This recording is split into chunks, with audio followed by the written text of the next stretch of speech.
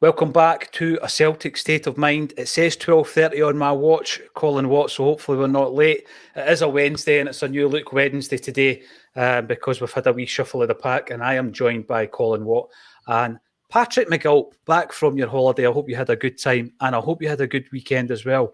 I'm pretty sure some aspects of that weekend will be filtering into our conversation today. Colin Watt, before we get stuck into some of the more specific points, talk me through your weekend, the experience that you had over the weekend. Remember, this is a family show at an afternoon hour, Paul. Come on. God knows what you've been up to then. No, Saturday, obviously, up for the game. Great atmosphere around the ground. Drinking from early hours, which I don't encourage. To late hours, which again I don't encourage. But no, great atmosphere at the ground. Speak a bit more about the game later on and the atmosphere inside the ground. But yeah, always a fantastic weekend when we get 3 points off that mob. It is. And Patrick, obviously you were jetting about over the last week or two. Were you back in time for the game? Absolutely. Aye, I was. I was back. Came back Wednesday actually, and then a few days work out karaoke Friday night, just to prepare myself, get myself in the mood for the derby, and then a bit like Colin, drinking a wee bit too early and drinking a wee bit too late as well. But it was all worth it, and I was a bit cautious before the game. I thought we were going to get a draw, so I was delighted with the result. Obviously, we're sort of gifted 2 goals from their mistakes, but I'm sure we'll get onto that later. But no, a fantastic Easter weekend. It definitely was. And with regards to that, going into the game, I think, the Acsom episodes leading into the big match were pretty cautious, other than one or two who thought we were going to give them a right hammering. So when we went 3-1 up, that's when I started to relax a little bit, and I thought we were in absolute control. What Patrick says there about the mistakes, obviously we've been hearing the most amount of excuses I can ever remember, Colin, in the aftermath of a game like this, in the aftermath of a Celtic victory. We're going to be seeing a different team in the Cup semi-final. It was all down to the mistakes. It was all down to the Morelos challenge. I'm going to start off with that because the tagline states, "This is why Celtic are not half of anything." You'll remember the famous tweet that's still out there from Celtic's official channel, and that's basically it. One club since 1888, we're not half of anything. This is why we don't want to be half of that fabled term, the old firm. I mean, that's the terminology that was used on the front page of one of the biggest tabloids in Scotland, Colin. And basically what it's saying is it's a joint issue. Well, it's not a joint issue because Celtic and the Celtic fan base had nothing to do with what happened to Kevin Clancy post-match. No, they didn't. But it sells papers just by putting those two words together, because you put one team down and the other fans complain, saying, "Oh, but this, that, and the next thing." The biggest problem with Scottish football generally is whataboutery, because you can't say something without the other half saying, "Oh, but this happened, and remember when that happened." 7 years ago in a cup final. Is that what you're talking about? Kenny Miller? I mean, the whole whataboutery is pathetic. Just own up to the mistakes that you've made at the time, and then you can move on from it. It's pathetic. And see, to be honest, watching the game, being there, I thought Clancy had a pretty terrible game for both sides. I think he had a pretty poor game overall.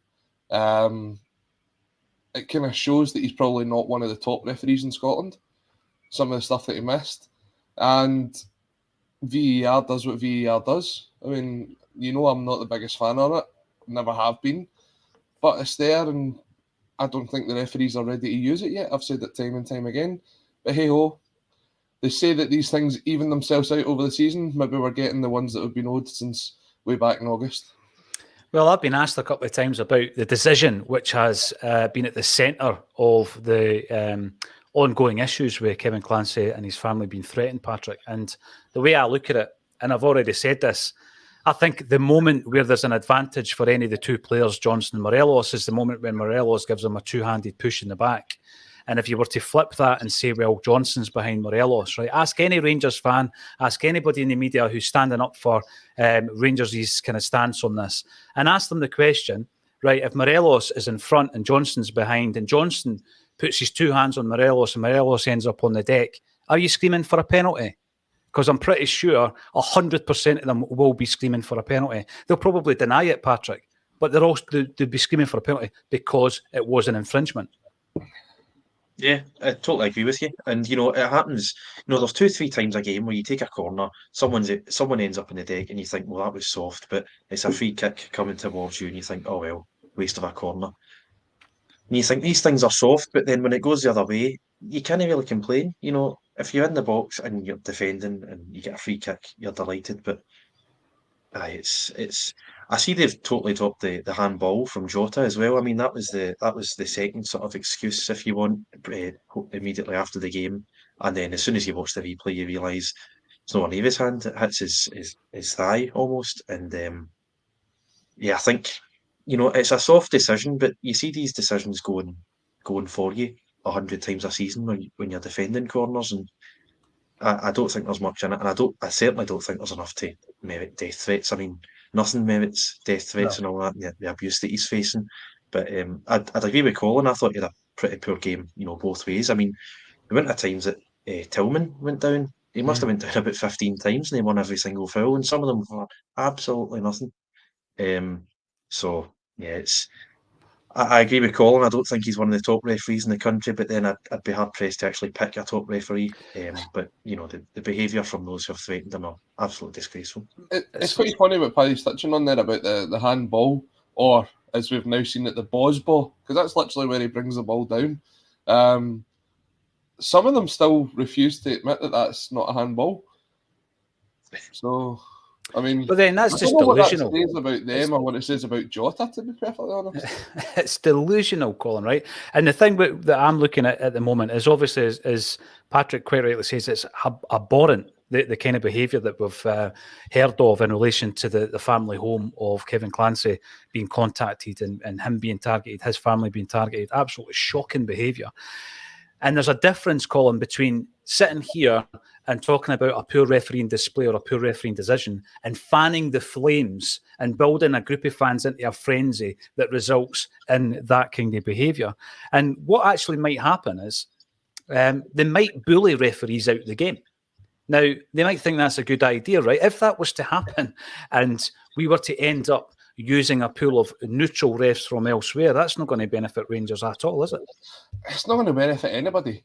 And the thing is, I think it would. I think neutral refs would benefit everybody else, to be honest with you. I don't know. I think if you're a terrible ref, you're a terrible ref.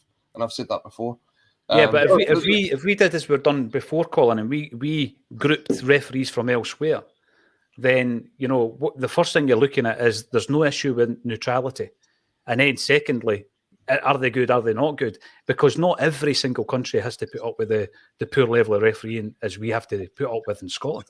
I don't know about the level of neutrality. I'm sure there'll be some weirdo fans out there that would find out that his granny was an immigrant from Ireland or that she has stuck her hand up once before. Or I don't know, right? But going back to this, right? So we look at this and us as fan media are reporting on it. We're reporting on the issues that some of the mainstream media totally miss.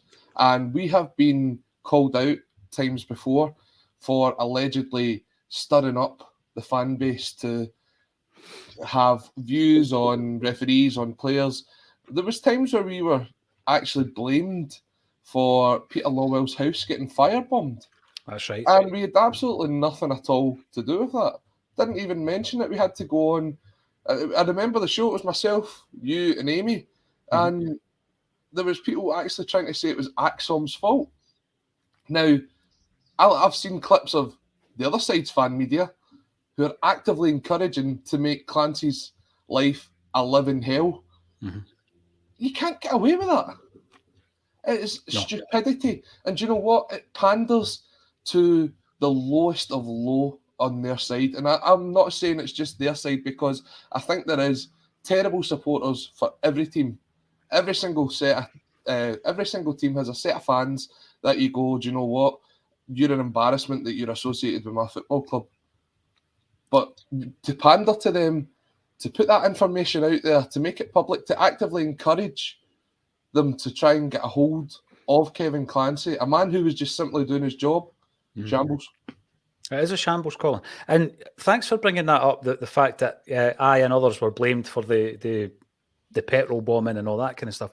Unbelievable reaction to that. And I think, that I've actually seen comments in relation to that incident this week. And it's going back to that, what about it, Colin? That had nothing to do with Celtic fans either, by the way. That was a criminal investigation that had something completely, the whole reason behind that was completely beyond a game of football. So I'm looking at it, Patrick, and I'm saying, what the result of this could be, that people are bullied out of the game.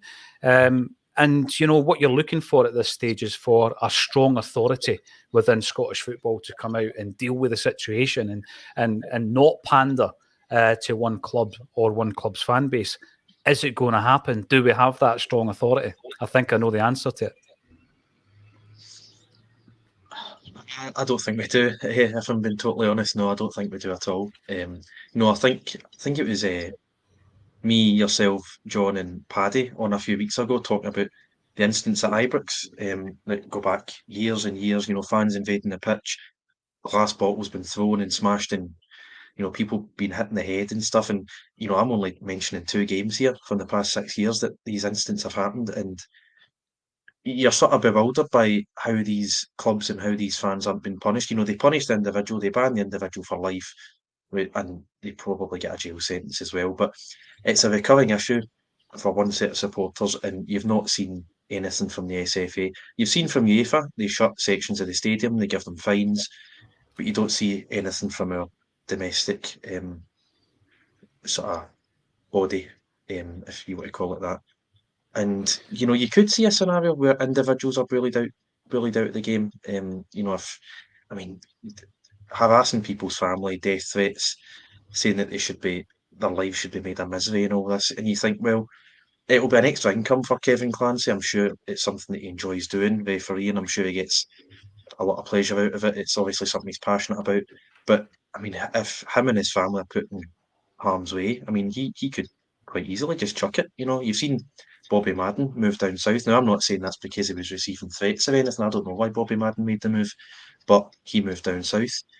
And I think you're right. I think our game would benefit from neutral refs from other countries. We've seen with the strike 10, 11 years ago that, those refs were thought of a lot higher than Scottish refs. And I honestly don't think you'd see Rangers get 15 penalties every single season if that were to happen. But I agree. We'll find out, and hopefully it doesn't come to that. But you genuinely never know. See, Exactly. The thing is, Paul, you're talking about people getting bullied out. He already has. He's not refereeing this weekend, as far as I'm aware. Precisely. He's had to step back. So we're now in a situation, Colin, where you've got a referee who's not refereeing. You've got a Celtic fan base who are not safe enough to go to the next fixture at Ibrox. You've got an investigation into an assault on one of our coaches, Fan Alonso. So these 3 things alone, and just a few weeks ago, you've got a fan jailed for bottling or physio. So these things are ongoing currently. What's getting done about it? What should get done about it? 2 completely different things. And incidentally, for the game against Kilmarnock, which I'm sure we'll be talking about as well, the referee has been confirmed as David Dickinson, who will be assisted by Craig Ferguson, John McCrossan, 4th official Duncan Williams, with Alan Muir and Gary Hilland on VAR. So there you go. We'll have a wee chat about the Kilmarnock game as well. Let's get some of the comments in. If you want to comment, subscribe to the channel. We've got 600 live here on a Wednesday afternoon. I'll tell you all about this signed jersey behind me in a moment. The number 3, maybe that's hinting at a treble. I don't know. That's not been put there intentionally. But we will have a wee chat about that jersey as well. Clavs 1978, good year that. Think Kyogo will hit 35 goals easily, and to be reading Palace are interested in him at 15 million is complete nonsense, worth at least double that. Right, that is part of the tagline. We do have to talk about the football as well as everything else that happens in this circus, which is Scottish football. Let's have a wee chat about Kyogo. I'll come to you first, Colin. He's on 28 goals. He was, again, the talisman, getting a couple of goals against Rangers at the weekend. We saw him getting a couple of goals against them in the League Cup final. And, of course, 2 goals last season in the League Cup final. Tremendous signing. Only 4 times in the previous decade, in the previous 10 seasons, has a Celtic player scored 30 or more goals. Only 4 times. Now, let's have a wee look at this here, Colin. I've got my notes in front of me. I've got the benefit of that. You don't. Who are the 4 players who have scored 30 or more goals in the last decade for Celtic? Lee Griffiths. Yes. Gary Hooper. Yes.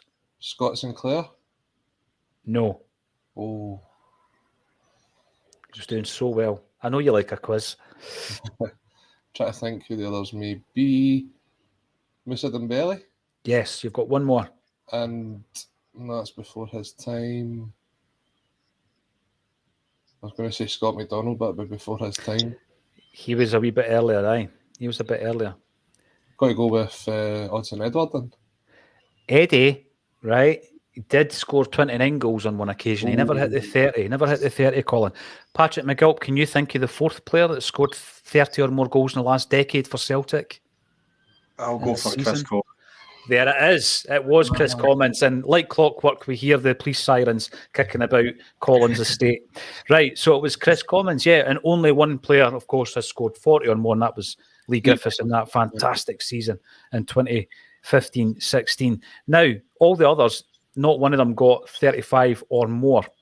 Kyogo has got a potential of 9 games to come. You know he's got 7 league games. He's got at least 1 game in the cup, possibly 2. Can he hit 35, Colin? Yeah, definitely. You're quite confident in that? Yeah, I mean, as long as he keeps getting given the service, then yeah. I mean, you see what happens when he's feeding off kind of some really loose opportunities at the weekend. He does very, very well for the first goal. Matt O'Reilly does absolutely fantastic for that, I have to say. I didn't actually realise how good it was until I saw the game back. And then the second one, he's just alive and alert in the area to put it away. He had one that was offside, where he's again alive and alert and he's putting it away. I think over the next kind of 4-6 weeks, whatever we've got left of the season, 7 goals, it's definitely possible. It's on. It definitely is on, isn't it? I mean, Patrick, when you look at that list of names, Gary Hooper, Chris Commons, Lee Griffiths, Musa Dembele, you know, obviously things went pretty wayward for Griffiths, and Commons often is judged by his punditry rather than the great football that we did see by him. But, you know, he's joining an illustrious list. I think in terms of strikers, the only one that would live with him from that list of 4 would probably be Dembele. Yeah, I would think so. You know, I mean, Hooper's scoring rate at Celtic was absolutely incredible, but, you know, his career, the last 10 years that he's been away from Celtic, has been pretty poor. And obviously was chasing the England cap, and I think he had like 1 or 2 okay seasons at Sheffield Wednesday. But I think he would mark it down as a mistake leaving Celtic. All brilliant players for Celtic, especially in those seasons where they scored. Was it 30 or 35 goals? Dembele probably the top player out of those 4, and I think Kyogo's right up there. You know, it's, you know, you see these debates on Twitter. You know, the best since Larsson, who's the best striker since Larsson, and I think it's probably between Kyogo, Edward, and Dembele, in my opinion, and I think they're all very close. You know, Kyogo's pace, his movement, how clinical he is, I think his main attributes, but I think he can definitely hit the 35. I'm not sure exactly what he's on. Is it 28 or 29 he's on just now? I've got it at 28. Yeah, I've got 28, Patrick. 28. I think he could definitely hit 35. I mean, in theory, he could score a hat-trick at the weekend, and we're talking about 40, you know, and in theory, he could get injured at the weekend because we're playing a plastic pitch. Fingers crossed that doesn't happen, but you just don't know how things are going to go. You know, touching as much wood as possible there. See the thing with Gary Hooper, can you imagine prime Gary Hooper in an Ange Postecoglou team? The amount of chances that's created that go across that box. Mm-hmm. He would hit 40 every season under Ange Postecoglou. I think he would also, he'd be a different type of player in terms of his physique, Colin, would have to improve. Yeah. And I think under Ange it probably would as well. Yeah, 100%. Gary Hooper was probably one of the most natural strikers I've ever seen at Celtic. Mm-hmm. I think he was so talented. And that game where he had the goal, where he had to set, what was it? He needed 4 or more goals to top the goal scoring charts against Hearts on the last day of the season. What's he do? He scores 5. That's the kind of player you had there. And Patrick's right. He left obviously with his England aspirations, and it didn't work for him. And it's a shame, but If you look at some of the goals that he put away in his time at Celtic, it was frightening to watch. I was a massive fan. By the way, special mention for Edouard, because although he didn't hit 30, his 3 seasons were 28, 29, 22. So he did all right. He did all right for Celtic. And of course, one of them was in the that season that we don't like talking about, the one that I think Colin calls the behind closed doors campaign. Yep. Today, though, talking about strikers, another striker in turns 22 today. Is he older than you, Patrick? Just... No, he's younger. I've only just learned that from you saying it. He's 4 months younger than me. That's scary. And I always like to look, especially with the kind of younger players, Colin. I like to look to see who was number one the day that that player was born. Do you know who was number one the day you were born, by the way, Colin? Me, yeah. Take that, and Lulu, light my fire. Okay, super. What about you, Patrick? Do you know who was number one when you were? No. Yep. We'll need to check that for next week. Well, it was a really bad week in terms of proper music the week that O was born.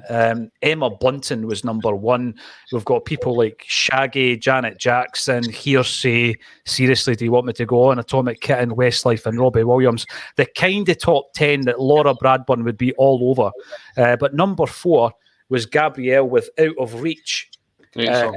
Colin, and it's pretty appropriate right now, because Celtic are obviously out of reach of their nearest challengers. But I want to talk about O's performance when he came on against Rangers.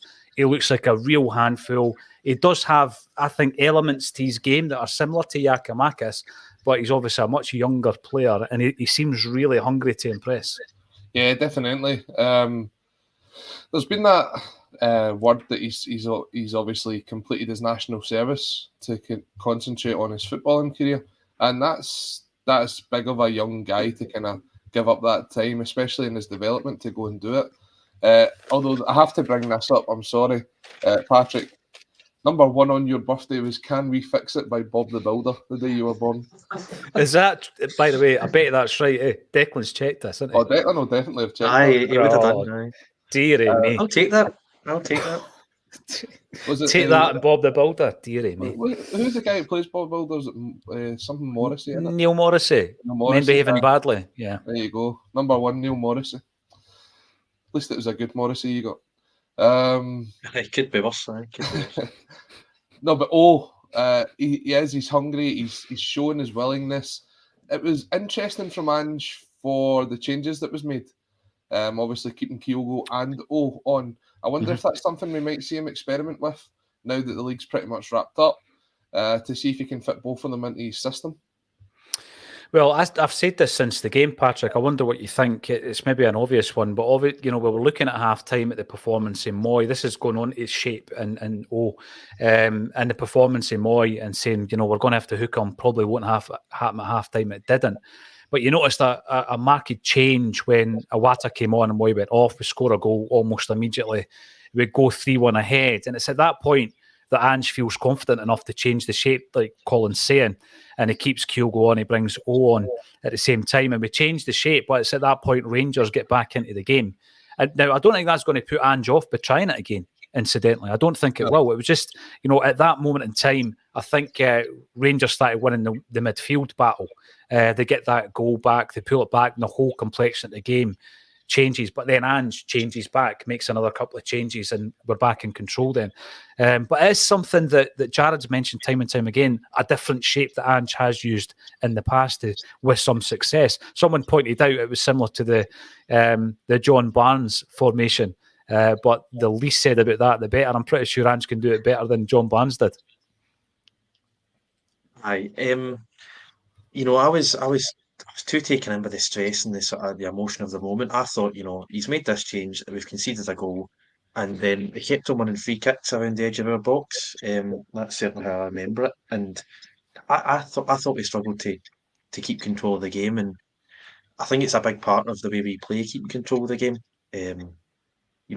That's always been our struggle in Europe. In the time I've been supporting Celtic, I feel as if we're either too open or we've not got enough control. And I think with the 4-3-3 that we play, I think we do really, really well in Scotland, and we've got a decent foothold in Europe as well.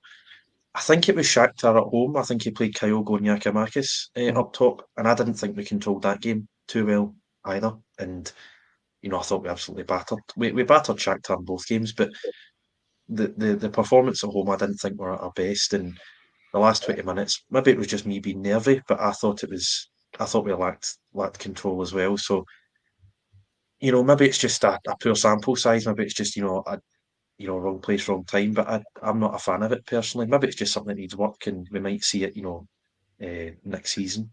As you say, I think we need 10 points to officially win the league. We've got 7 games to do that. So it's definitely something that Angie's got time to experiment with. Yeah. And another interesting thing, you remember the season where Martin O'Neill's team went on a tremendous run, and we took the foot off the gas once the league was wrapped up, and he played weekend sides and all the rest of it. We actually ended up getting beat twice before the end of the season. You'll remember it. O'Neill regrets that. He wrote about it in his book, and he spoke about it the night that we interviewed him a few weeks back. He regrets it. And I think Angie's probably that type of guy as well. He'll probably be looking at this saying, when do we wrap the league up? I want to win 7 games. That's going to be his kind of mentality, Colin. Yeah, and it is good in a sense, but in another sense, you want to see guys like Summers, Vata, Lol, all getting a chance to get some game time, whether that be on the last day of the season at home when we lift the trophy, or whether that be one of the games sort of just after the split. You want to keep that progression coming forward, because we spoke about it before about how there isn't a path into the first team for these young players. And yeah, it's great seeing the likes of Vata on the bench at the weekend. Summers has been on the bench recently. Lawls came on, I think, was it 15 minutes he got when he came on, or 5 minutes. Like to see a wee bit more of that, because we do have to keep these young players in and around the squad. We might have to turn to them at some point. And also, as we were talking about just before we came on air, there is a part of that says we've got a UEFA squad to submit for next season. And you don't want to just be throwing these guys in just because they're there. You want to see them get a wee bit of game time beforehand, so you know that they can live up to that. Adam Montgomery came in before he went out on loan, and you could tell he'd never really played senior football beforehand. Whereas if these guys are getting the time and getting in amongst the squad, hopefully they'll integrate a lot better. Yeah, no, I agree with that, Colin. We always talk about the pathway into the first team. And if you've won the league and you've got, let's say, a few games to spare, get the boys game time, not wholesale. I remember we did it against Dundee United, your very first game, in actual fact, Colin. Was there, 8 young players in the squad that day? I think the average age was something like 20. That was frightening, and obviously Henrik Larsson had a moustache. Couple of comments coming in. Jungle Lion, maybe that's the reason that lot don't get any penalties against him. Look at the abuse Clancy gets and has got since Saturday. Yeah, I mean, it's about ruling by fear. Big shout out to Paddy Lavery. Welcome back to the show, Paddy. Great to hear from you as always. And also we've got Andrew Galea. Good evening from Melbourne. Good evening to you as well. It's great to see some of these names regularly joining the chat. Joe Hamilton, Wednesday, and the absolute meltdown continues. Afternoon trips. It does continue. We've also got here Polly Wally Doodle. Timing my lunch breaks for 12:30 nowadays just for this. Good thing I'm not in emergency services. Sorry, Hen. Acsom's on. Love that. That's tremendous. And Andrew also comes in to talk about Moy. We will be having a look at that. Does Moy drop out for Iwata? What do you do with him for the Killie game? I'll ask you first, Colin. I mean, Moy didn't have his best game. I'm not writing him off. We know what he can do. He's been brilliant since the World Cup. He was clearly not sharp enough. He was maybe fit enough, but he just didn't have that much sharpness. But is it a good opportunity to start Iwata? I think Iwata done so well when he came on. Yeah, and again, we spoke about this last week. It's about getting the players integrated from January ahead of the new season. We always spoke about how January used to be a time where it was firefighting. It was filling in the gaps in the squad that we could see. Now, Ange's a transfer window ahead, and he's bringing in guys with the thought of next season. That's why, even though we haven't seen the likes of a lot of Kobayashi or Iwata, Ange's comfortable. He knows that these guys will hit the ground running after a pre-season and they'll play a big part next year. He's very, very comfortable with that. So if Iwata doesn't play on Sunday, I wouldn't be overly concerned. I think Moy, you could see he definitely wasn't fully fit for the game against Rangers. He was a good yard off his normal pace. Took a bit of time to get up to speed with it. It's a very difficult one as to who you would pick as your midfield three for Sunday. McGregor obviously keeps his jersey. Then you're looking at it, Jesse O'Reilly goes in because he had a great sort of first 45 to 60 minutes. And then who's your sort of third player? And that choice is obviously a good headache for Ange to have, knowing that he's got options there. It's not just a case of putting people in because they're the only option, where it used to be maybe even 12 months ago. So I trust Ange and whoever he picks on Sunday. Considering it's a plastic pitch, if he's only just coming back from injury, I'd probably put Iwata in over Moy. So is there anything else? I mean, that's a big discussion point. It was actually a big discussion point going into the Rangers game. Is there anywhere else on that park that you would be considering making any changes, or you stick as is? Because it sounds as though the injury issues that we had previous, Hatate, Abada, Ralston, Forrest, none of those players are going to make the Kilmarnock game if you listen to what Ange said. Yeah, and that's just sensible. That pitch is generally one of the worst pitches I've ever seen. Why that's allowed in the top flight is absolutely ridiculous. I would rest Greg Taylor. I think Greg Taylor's sort of been carrying a knock for a while. Obviously, Stevie Clark alluded to it as the reason why he wasn't involved in the Scotland setup. I think Bernabe, even though he's still trying to pass that ball to the invisible man, he definitely has looked sharp in his 2 appearances since he came on. So I would put him in. Anybody that's sort of carrying a wee niggle or a knock, I wouldn't risk it on that pitch at all. And someone I'd like to see get a bit more game time just through merit is Sead Haksabanovic. I don't think Maeda has overly impressed in the last couple of weeks. You can see definitely why he's in the team because of his work rate and his effort. But I think this is a game that Haksabanovic would really enjoy.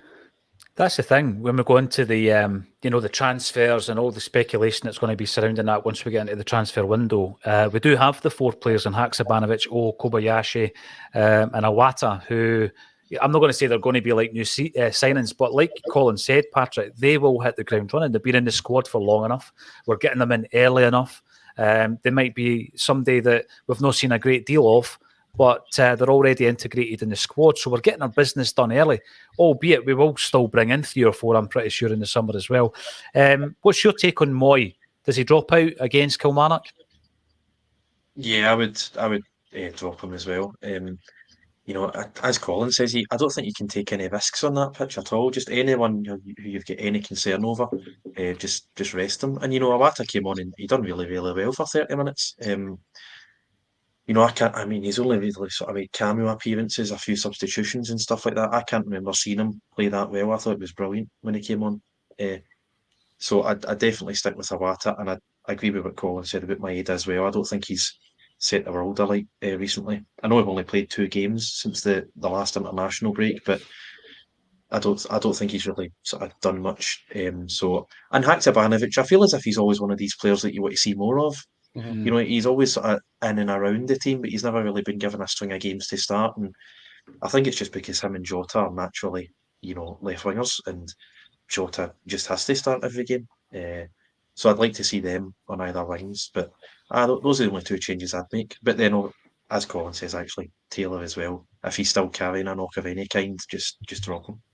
Rest him. Paul, you've only got 2 weeks. Rest him. Aye. You've only got 2 weeks until the semi-final. Yeah. So this is not the time to pick up any injuries. No. Not when the league is pretty much wrapped up. You've got to sort of look and be considerate and look at the squad and use the squad to your advantage. Kilmarnock, yeah, they can be a tricky side, but they've had a really poor season this year and their form's not great. So it might be a chance for the likes of to maybe get a start, or Kobayashi to come in at centre-half. But I think they're going to see the squad getting used over these next 2 games, because the biggest game of our season is going to be that semi-final. Mm-hmm. As well as resting Taylor, I think it's important to get Bernabe games. I really do. He's not played a great deal of football this season, is he? And I think, lo and behold, we go into a big game. If there is a wee tweak of Taylor's injury, you need to be confident that Bernabe, not only offensively, by the way, question mark after that invisible man miss that Colin brought up, but defensively, he needs to get games. He needs to get properly integrated into the side. So I'd be all over that. I could see that change happening. A couple of wee discussion points, then I'll pass everyone over to Colin because he's got a few graphics for us. Very impressive. Anthony S, morning all. Let's face it, anything before 2 p.m. is morning for me. I wish. Hope all are well. As per Acsom is my after night shift joy. So basically, PJD and co. read me to bed. Oh yes, we read you a bedtime story. Could sing you a song, but you probably no thank me for that. And David Beats. I just hope we click in the semi-final, because if we do it, it will be an annihilation, and the key will be McGregor, Atati, and Awata in the midfield. Listen, David, this is the thing. We talk about the games that we've played since, Michael Beale's coming as Rangers manager. 3 games. We've not won. We've not been beaten in any of the 3 games, but we've definitely not been at our best. And when we do, and when it does click, as David said there, I can see us really going to town. I know it's a cup game, Colin. It could be anybody you're playing, and I wouldn't be going. I mean, if it was Falkirk or Inverness, I wouldn't be going in cocky about it. So I'm certainly not going to go in cocky against Rangers. But if we click against them in the semi, you're going to look at a completely different outcome. Yeah, I mean, Saturday's game there for me, it was just about which team made the least amount of mistakes. I thought we didn't play well. We had our lowest passing percentage of the season. We had our lowest shots. We had our lowest amount of passes. We were really sloppy in possession. We couldn't really create a hell of a lot. And it's not the Celtic that we've come to expect over the last sort of 12 to 18 months under Ange Postecoglou. We've set such a high standard now that maybe previously they went in and looked at that performance and went, you know what? That's a good result. It's against our biggest rivals. It's put us on our 3 points clear. Really, really impressed with that. Whereas we're kind of coming away going, yeah, we get the 3 points, but we can play a hell of a lot better. Mm-hmm. Yeah, we absolutely can. Stevie Kenny, Wednesday and the meltdown gets sweeter by the day. It definitely does. We're also got Andrew asking where Kevin Graham is. This is the final week that he's going to be off. He'll be back next Wednesday, and we'll be doing some Scream of Celica episodes as well. And a big shout out to Mark, who is doing one of the most impressive kind of challenges that I've seen. He's got his hands on a copy of the Celtic jersey, and he's going around getting it signed by players whose jerseys are in the book or who wore that specific jersey up and down the country, meeting ex-Celts. He's got guys like Roy Keane there already, Scott Brown, phenomenal. And he's posting them on Twitter as well. Now, Colin, what's your take on the Champions League? Are you one of these guys that once Celtic are out, you lose interest and you drop out yourself, or do you follow the Champions League endeavours post-Celtic? Depends. If there's an exciting fixture, I'll watch it. But no, I mean, I actually forgot there was games on last night. I went to Capello to watch Morton, forgetting that Man City were playing Bayern. Yeah, again, Celtic's not involved. It's hard to get really behind a team, unless it's Liverpool, of course. Okay. What about yourself, Patrick? Are you one of these guys that would watch the Romanian third division if it was live on the telly? So you're interested in Champions League football? Or are you a wee bit like myself and you lose a bit of interest the minute Celtic are out the competition? I do find it hard to get myself up for these games. I actually meant to watch Man City Bayern because it's, Clash of the Titans, arguably the 2 best teams in the world at the minute. And just like Colin, I totally forgot it was on. I'll probably watch, Napoli tonight or, Real Madrid, Chelsea, but it's only really the latter stages of these competitions I end up watching. Like, I'll watch the Europa League final, but I'll not sit through Europa League quarterfinals because I just think to myself, Celtic could be here and we're not. Mm-hmm. And, Celtic play a lot of games anyway. We take in, 50, 55 Celtic games a season. So it's not like I'm getting stuffed at football. But I can take it or leave it. It's not. I don't know. I'm a bit ambivalent, as I'm sure you can all tell. Yeah, I'm a bit like that myself. The reason I ask, of course, is that Real Madrid, who are in Celtic's group, are playing tonight. They're playing Chelsea. And I was having a look back at the 2 games we played against Real Madrid, and there's some regrets in that first game at Celtic Park. Of course, there are. We've gone over them. If you were to look at the aggregate scores, Colin, it's 8-1 to Real Madrid against us this season. I'm going to make a prediction here. I'm going to say Real Madrid will beat Chelsea by a higher aggregate score in the quarterfinal of the Champions League. What's your take on that? I wouldn't be surprised. I mean, the biggest shock of the season for me so far is that Frank Lampard get the Chelsea job again. I mean, where did that come from? The only person that I think was it announced? Was he offered it in the showers though?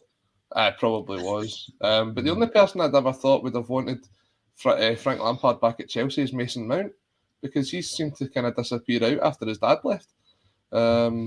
It's weird. Real Madrid are a very, very good side. I saw what they did to Liverpool. That was absolutely frightening. That was a Liverpool side. Yeah, okay, they're not playing great football, but they were still stuck a couple past them, and then Real Madrid could have scored as many as they wanted. So more than 8-1? More than 8-1? I'm going to say no. I think it's a bit tighter when they get to the later stages, but if they put like 9 or 10 past Chelsea, I'll not be unhappy. Yeah. What's your take on that then, Patrick? Because I know the 3-0 game was a huge source of regret for me, watching the performance that we had, the chances that we had that night. And yeah, for 65 minutes, we did, we scared them. We did. We put them on the back foot. And then they went up a gear. We know that after they scored the goal. Over there was a wee bit more disappointing. It was good to see Jota getting the Champions League goal, of course. However, 8-1 seems pretty drastic over 2 legs. And I know it wasn't a 2-legged affair. Do you think they'll put Chelsea to the sword more? Because I'm pretty confident they will. I think they're going to get battered tonight, for example. I really do. I think they definitely could. It's just Real Madrid are, the Champions League team. They've won it 14 times, twice as many as what anyone else has. And the last 8-9 seasons, they just look unstoppable, even if they're not playing well. I mean, I think they're like 10 points behind Barcelona in La Liga, and they just look unbelievable every time they set foot in a Champions League pitch. 8-1, I don't know about that, because, it's 180 minutes, it's a knockout competition, anything could happen. I mean, they could absolutely batter Chelsea and only win 1-0. We went toe-to-toe with them for 60 minutes and then end up losing 3-0. Football's random in that way. I don't think they were 3-0 or 5-1 games, but it could be 8-1, it could be 3-0, I don't know. But I certainly fancy Real Madrid to go through quite convincingly in both those ties. I think, the Lampard thing's interesting. I think that's a stopgap. Me and my dad were talking about this at the weekend. We think, Simeone's meant to be leaving Atletico, and I think it's a stopgap for waiting on Simeone. But no, that's a disastrous appointment. And you're right, it could be 8 or 9-0, if they really wanted it to be. I'm going to say 8 now over the 2 games. John Bosas on Kelly's pitch. My midfield would be Iwata, Callum McGregor and Turnbull. I thought Turnbull done all right when he came on, actually. I want to mention Alan Thompson, because that's the reason we've got this jersey behind us. Tomo is coming to Gracie's. He's going to join me on the stage in about 3 weeks' time. And if you buy a ticket for the gig, you are entered into a prize draw to win this fully signed 16 signatures Ireland jersey. And on that jersey are the signatures of Roy Keane, and also Martin O'Neill. So Alan Thompson, he was part of the Seville team 20 years ago.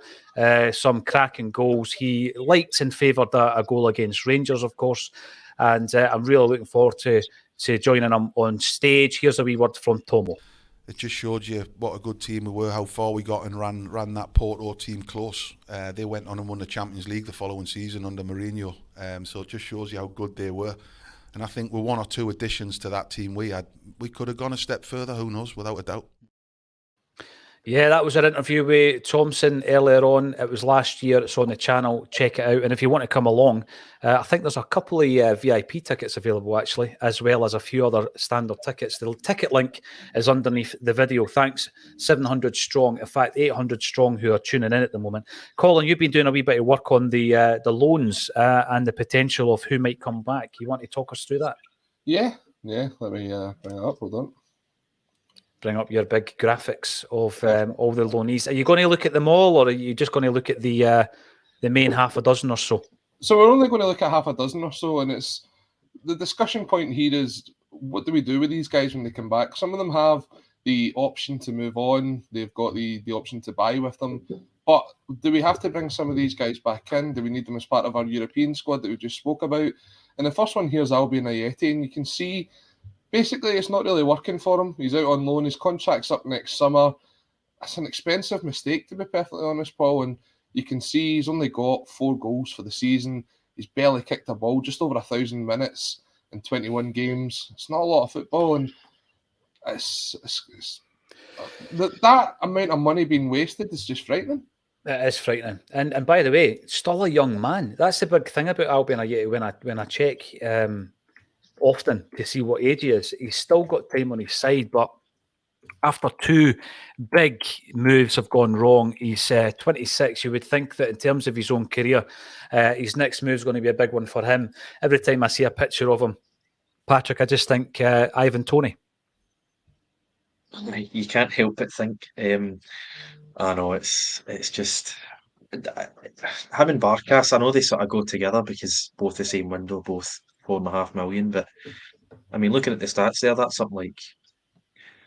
I mean, what is that? Is that like 3 games per goal? And the same amount of yellow cards as he's got goals. It's just, he's not someone that's going to get a game for Celtic. I mean, Oz came in and he's barely played a lot of football, but already you can see he's twice the player that Ajeti is. As you say, 26, he'll certainly be wanting to be playing for a different club than Celtic next season. So, we just need to hold our hands up, say we're not getting that 4.5 million back. That's gone 3 years ago, and you just need to move the guy on, because I don't doubt that he'll be on a decent wage coming from West Ham. The team that he's at now might be covering some of that, but I'm sure he's probably on 15 to 20 grand a week, and we'll be playing the bulk of that. So I just want to move on, really. And just to break it down, sorry for our audio listeners, he's out on loan. He's played 21 times of a total of 1,045 minutes. His average is 261 minutes per goal. He's played in the Europa League 5 times this season. I think he's carried a bit of a knock. That's why he's only played 13 times in the Austrian Bundesliga. But as you can see, he's coming on as a sub 6 times. 12 of those appearances he's came off. It's not exactly somebody where if you were going out and you were saying this summer, we need to bring someone in, you wouldn't look to bring someone like Albion Ajeti into the club. Not in that form, Paul. No, you definitely wouldn't. And, he's the guy that scored the first goal ever under Ange Postecoglou. It was in a friendly, of course. He scored the first goal. He was made the captain as well. And he went on to score a European goal that season, in Ange's first season in the last campaign there. But as Patrick quite rightly says, that's a goal every 3 games. That's just not a good enough return.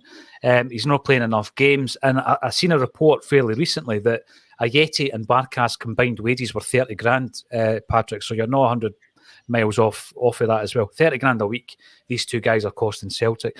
But then it's a case, calling it, you're cutting your losses anyway, but how much would you get for a guy like this? £1 million quid? I think it would be a mutual thing. I think Celtic would just pay off his contract.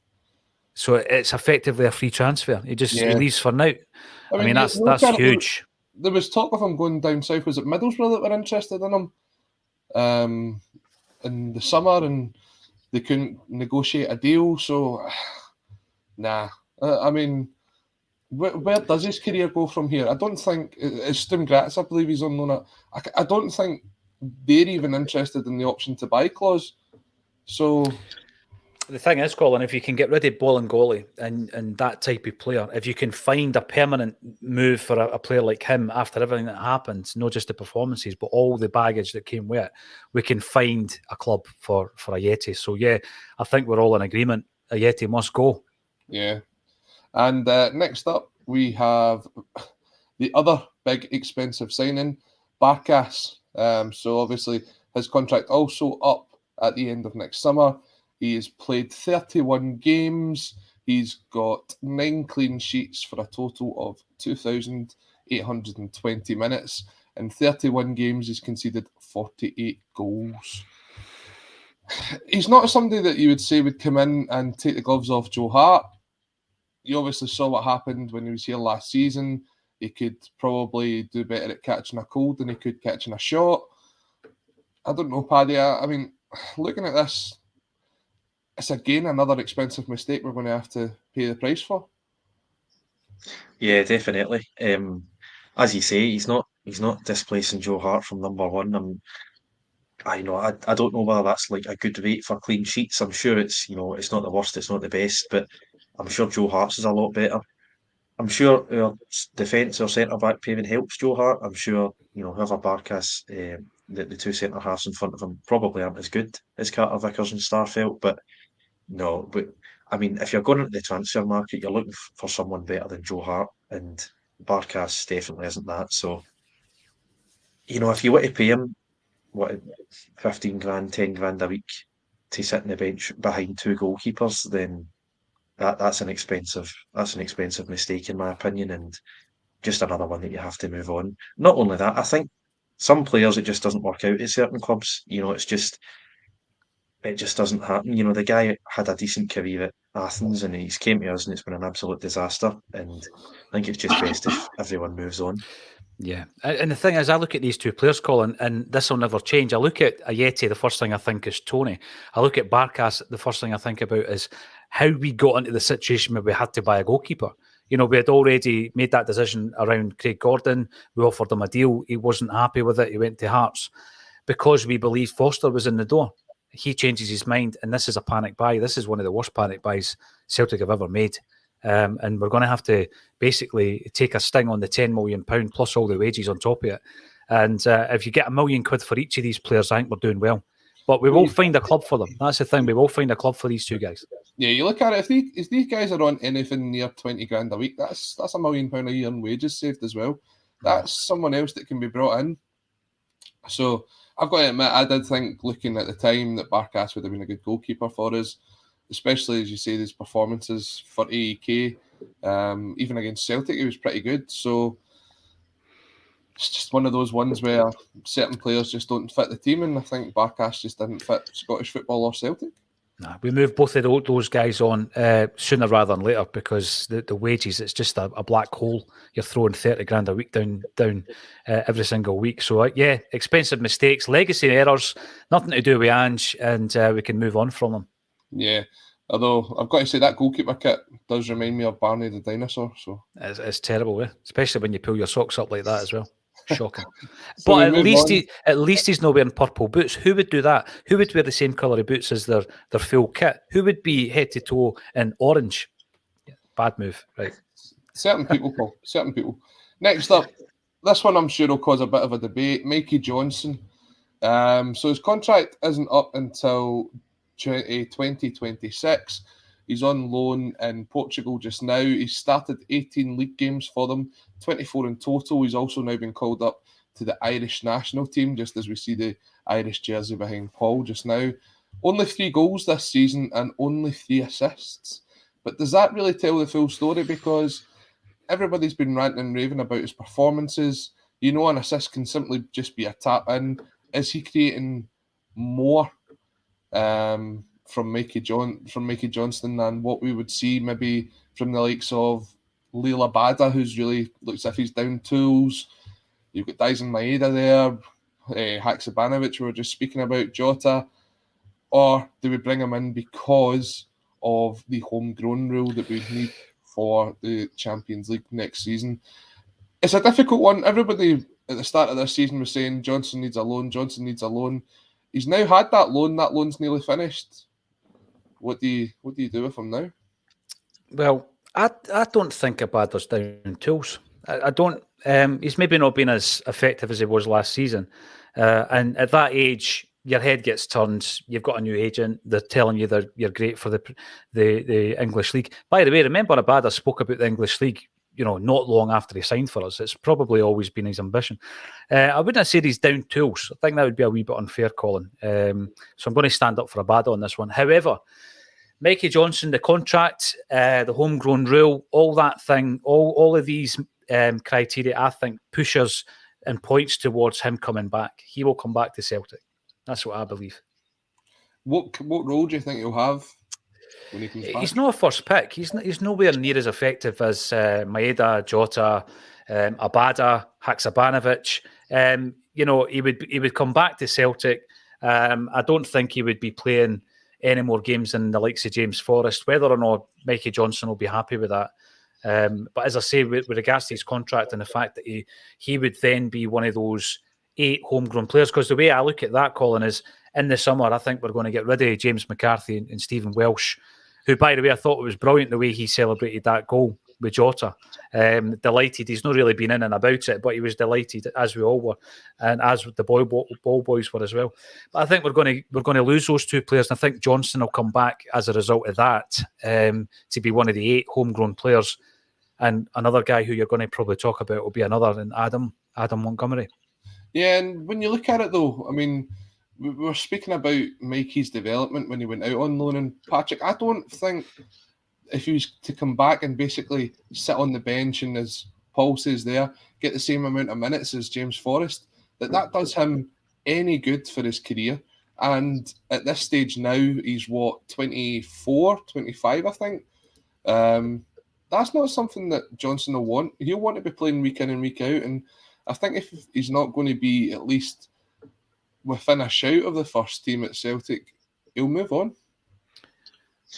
Yeah, I think from his perspective, it's a bit of a tricky one. I think Welsh he's in a similar bracket because he's a similar age. I think 23, 24, both Celtic fans by all accounts, but both pretty far away from being a first choice starter. I agree with Paul. I think Welsh will move on. I thought he was getting somewhere at the start of the season, but it looks as if it's just not going to happen. Johnston again. It's a really, really strange one. I mean, if he thinks he can make it at Celtic and he's given certain, sort of footballing promises, then I'm sure he'll certainly give it one last go. But it's so hard to call with 3 years left in the contract, but then also being, a third choice left winger. It's a difficult one. I don't think he would leave permanently in this summer. I think he would maybe have another loan or something, or try and stick it out, try and break into the first team. But it's such a difficult one. I'm a Mikey Johnson fan. I think he can be a brilliant player at times. Just injuries and decision making has just cost him dearly for the last 3 seasons. Colin, just a quick one, mate. Do you think he'd have played as much football if he had stayed at Celtic? I don't know. I think he'd have seen a lot of appearances off the bench from him, but I'm not sure he'd have made a lot of starts. Because 24 appearances, I don't think he'd have played that amount of games this season. And he's coming back not only with that football under his belt, he's coming back as an international player now. So I think there is a few different dynamics that are taken into account, but none more so than the contract and the fact he's a homegrown player. I think they're two big deciding factors on Mikey. I think we've said this now for the last maybe 3 seasons, that this summer will be a massive summer for Mikey Johnson and his career. So again, I guess we'll just have to wait till he's back in the green and white to see what happens. He's 23, by the way, 24 next week. That was close. Moving on, someone who maybe doesn't come into the consideration a lot, Osaze Urhoghide. Who followed us on Twitter for one day and then unfollowed us. He's like Liam Gallagher. He has no followers. He doesn't follow anybody, right? And we done something similar, and I was like, he's never going to make it at Celtic. Then he followed us. He got me a bit paranoid. I thought I was going to get a DM off him or something. And then he unfollowed us straight away. So hi, yeah. Osaze, if you're watching then. Osaze Urhoghide, 29 appearances over in Belgium. He has played 2,208 minutes. No goals, no assists. And annoyingly, I don't show the clean sheets there. I don't know how many clean sheets he's got, but it looks like he's pretty much a regular starter for his team over in Belgium.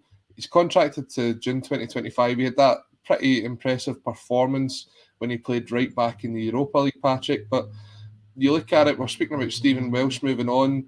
Probably the best he could do just now is come in as 4th choice centre-back. It's another strange one. I mean, he's not someone that I've even, sort of remotely thought about, Urhoghide. I thought it was doomed from the minute it started, to be honest. He's never looked natural. He looks strong, he looks quick. He's obviously quite tall as well. So he's got all the natural attributes, but I just didn't think he looked like a footballer at all. And I think he's another one that could leave, in my opinion. I just don't think there's anything there. Him and Shaw, sort of 2 peas in a pod, coming from Sheffield Wednesday, signed before Ange came in the door. And I just don't think it's going to happen for either of them, to be honest. What do you think, Paul? Has he got a place, or is he another Jack Henry that he's made his name in Belgium? We'll get a couple of quid for him. I think there was interest in him previously because he's in his second loan spell now, and the issue was they couldn't afford him to make it permanent first time round. I think he'll go. He wasn't Angie's buy. He doesn't have. He's got big, strong physicality to his play, but can he play the ball out from the back? I don't think so. So there's a lot better player. I mean, I think you could probably look at Jens and say Jens was a far better player, and we didn't keep him. So I don't think Urhoghide will come back as a Celtic player. Hopefully, we can tie up a deal and move him on, and like you say, maybe he can flourish over in Belgium. It's quite interesting that we're looking at these loan signings, and there's not really one that you'd say would come in and make any sort of impact on Angie's team just now, with the exception of maybe Johnson. But maybe this guy can, Adam Montgomery. His contract's not up until June 2025. Obviously on loan at St Johnstone just now, started 26 games for them. He's got 1 goal and 3 assists. Been booked 5 times for a total minutes of 2,125. I think he's currently injured just now, or he's coming back from injury. I think he played at the weekend. He's someone who's been ever reliable in that St Johnstone team. The only problem is that St Johnstone team have been pretty poor this year, Patrick, and they've been down, sort of battling relegation. What do you think about Adam Montgomery? Would he come in to be the third choice left back, you think? I think he could. I think he could play his way into, second choice. I think there's still a lot of questions over Bernabe. I quite like Bernabe. I quite like Adam Montgomery, but I think he's definitely one for the future, as we were saying just before we went live. He only turns 21 this summer, so plenty of time to develop. Potentially time for another loan deal. Just because he's playing for a poor team doesn't mean he's a poor player. Ayer went to Kilmarnock for, I think it was only 6 months, and Kelly, it wasn't under Steve Clark. I think they were quite poor at the time, Kilmarnock, and Ayer came in, and I think within a year was arguably our first choice centre half. So you never know with these players. You certainly want to keep around. I wouldn't sell him on, move him on permanently in the summer, unless it was something he was pushing for. He's someone now, Paul, that's had a couple of loan spells in Scottish football. He's definitely someone who's acquainted himself with the league. That obviously helps. Is he up to the standard to get himself in and fighting for a place in Angie's squad? It's like you say, I think 35 first-team games in our league, so he's proven that he can play at that level, Colin. Whether or not he's good enough for Celtic at this stage of his career, I wouldn't be writing him off. I think he's very similar to Mikey Johnson in that he's got a few years left on his deal. He'll come back. He'll fit that quota. I don't know where the opportunities are going to be for first-team football. I think he might not be at St Johnstone next season, but I think we'll loan him out. And what I think about players, I'd much rather we loaned them out to fellow Premiership sides. It's great to see somebody like Jack Hendry go to Belgium, Colin, and making a career for himself out there. But if they're our player and we are contributing to their wages, as we undoubtedly are, then I think get them out to a Scottish club. They might damage our main challengers. So I like the idea of Montgomery and guys like Scales and that. I like them being within the Scottish game. He'll come back. I'm pretty sure he'll come back. I know we're over time, but we've got a couple more just to quickly go through. First one being Liam Shaw. He's on loan at Morecambe just now. As you can see, he's played 37 times. Morecambe's really not having a great season, to be perfectly honest, in League One. 3,054 minutes. He's playing pretty much week in and week out just now. 6 yellow cards. For me, I think he's someone that you'll see a mutual termination of his contract at the end of the season, Paul. I don't think, you've seen he's had his opportunity. He went to Motherwell, couldn't really get into the team. Maybe just someone that doesn't suit Scottish football. I'm kind of grouping Mikey Johnson with Adam Montgomery. I'm grouping Albion Ayeti with Barkas, and I'm going to do the same with Shaw and Urhoghide. In that they were never Angie's players to begin with. He's inherited them. I don't think they were anywhere near good enough for Celtic. They were obviously projects. And, the fact that he's playing for Morecambe, I think, says it all, to be honest with you, mate. He's not going to come back and make an impact at Celtic. No chance. So it'd be better for him and for Celtic just to move him on permanently. The thing is, Patrick, he was obviously very highly rated when he came in. Sheffield Wednesday fans were absolutely gutted when he left them. But he's looked okay in his fleeting performances that he's had for Celtic. But you look at that Celtic midfield and he would be like 5th, 6th, maybe even 7th choice in there. He's well down the pecking order. I mean, you're looking at guys like Turnbull, and we'll talk about him moving on. And what is he? He's arguably 6th choice, David Turnbull, and Shaw would be behind him definitely. So I agree with Will McMillan in the comments. I always thought he was a bit slow. I thought he was an okay player. I didn't think he set the world alight. Obviously, never made that many appearances for us, but just quite slow. And obviously, Turnbull sort of is put in that bracket as well. You know, a lot of natural ability, but arguably not fast enough to play the way that we want to play. So it's hard to see how he gets any game time at Celtic. And if you're not getting game time, you're definitely not going to make it. So I would bracket him with a giddy like Paul and say he's going to be away in the summer permanently. And then finally, we've got Liam Scales, who's on loan at Aberdeen, played 33 times, 1 assist, 2 red cards for a total of 2,912 minutes. Now, if we'd looked at this maybe a month, 2 months ago, you'd have said he's in a terribly performing side. The Aberdeen fans were starting to sort of pick him out as one of their weaker performers. But since Barry Robson's came in and Aberdeen's form's turned around, they're up to 3rd, and they're really liking what they're seeing from him again. So it's strange. He obviously came over here, and the Irish boys that watch Paul thought really, really highly of him. He's played okay in the performances that he's played in the green and white. Obviously scored that cracking goal at Tannadice. But again, I just don't think there's a future for him. That's the thing. I remember quite a lot of the boys in Ireland coming on and saying, you know, don't underestimate Liam Scales because of where he's come from in terms of the league and standard of the league. We're maybe a wee bit snobby when it came to that, Colin, when we signed him. But I think the Tannadice game stands out, as does the cross for the goal up at Ross County. I thought he played really well that night. And I quite liked him, I'm going to be honest with you. And the one frustration I got is whenever I actually seen him playing at centre-half, on the left-hand side of the centre-half, we certainly never seen enough of him playing there. That's his preferred role. I think he started off really well at Aberdeen, but like the team he was playing in, Colin, it tailed off. Barry Robson's done brilliantly. If they don't give him that job permanently, he'll get a job somewhere permanently. Dundee United probably should be looking at him. Talk about Barry Robson. And yeah, his performances have been pretty good. I think he's done what Montgomery's done. He's shown that he can play at this level in Scottish football. Whether or not he's going to get a game, is he any better than Stephen Welsh? That's what you ask yourself. That's the point Patrick made before with Shaw. Was Shaw going to get a game ahead of David Turnbull, who's on the fringes? No chance. And the same thing with Scales. Scales isn't going to get a game ahead of Welsh, so he's not going to be a starter for Celtic. But I think a move to a team like Aberdeen would be brilliant for him. You take a look at this, Patrick, and obviously we're now talking about all these players. So that's 7 loan players we've looked at just now. And potentially maybe only one of them would come back into the squad. So as much as we're looking ahead to the transfer window and we're saying we need to add in maybe 3 or 4 for the Champions League coming up next year, you've got to remember there's guys like this that are on the wage bill that are still getting paid week in, week out off of Celtic. Some of them getting paid really handsomely.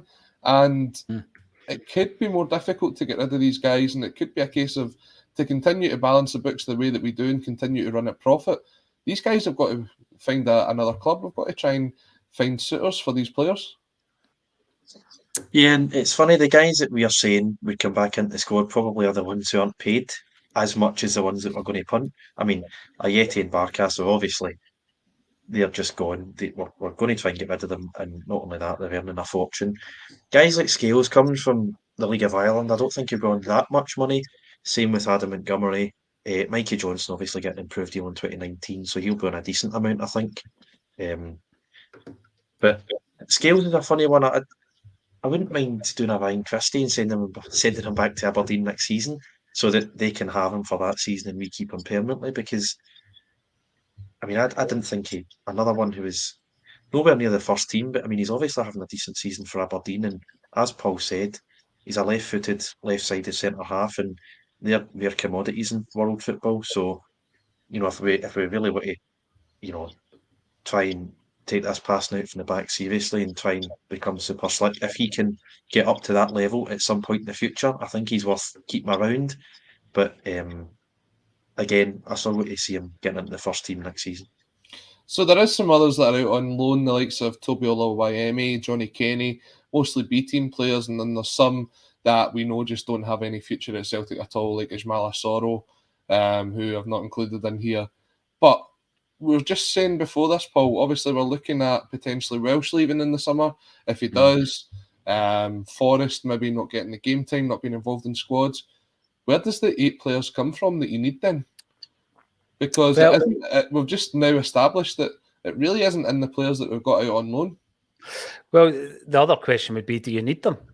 Because we've done without them all season. Do you need to fill that gap, or is that basically us trimming the squad to a more manageable size, Colin? Because we've not missed a single one of those players that's out on loan.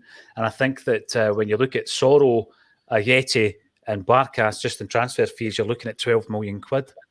Unbelievable waste of money. Not Angie's fault. I think you could confidently get rid of 10 of the... I think there's 12 out on loan, right? Because you've got Connor Hazard as well. Who's actually came back. He's 25. You know, that's another player that doesn't have a future. He's 25 years of age. He's an international player. You need to move these guys on, Colin. And even if, say you were to shift 10 of your loanees on permanent deals and you replace them with 3 or 4 guys who are contributing to the first team, I think that's good business. You know, it just shows that we were maybe a wee bit flabby around the edges when it came to squad size, and I think you just move them on. But you don't buy in like for like. You buy maybe 3 or 4 top quality players. And I've got to say, I think it's a sign that the players that we're putting out on loan now is probably our weakest loanees that we're putting out there now. There's nobody that really would come in and you'd say they've had such a good season they're going to walk straight into Angie's squad. No, so, you don't have an Ayer or a Christie. No. You know, we did the same with McGregor, didn't we? You knew there was a future with some of these guys. We've done the same with Tommy Rogic, remember, as well. Put him out to Australia, came back. So no, I don't think there's any real candidates, to be honest with you. We're umming and about 2, maybe 3 of them coming back. But yeah, it just shows you that the recruitment policy, Colin, wasn't good enough with a lot of the buys. And thank God we've changed that, by the way. But well done on the graphics. I thought that was really good. And it just highlights, as I say, maybe a squad that needs trimmed. I don't think Angie's going to bring any of them back. There's a few guys still here like Connor Hazard, Stephen Welsh, maybe Scott Bain, you know, maybe James McCarthy, who'll be moving on as well. So it'll be a very interesting summer. Loads of comings and goings. One final thing before we go though, Colin. We were talking last week around 2 young men who had gone missing. And very, very sadly, we heard news that Evan Reid had been found. His body had been found. So thoughts and prayers with his family and his friends at this time as well. But please spare a thought for Rhys Roger. Rhys is still missing.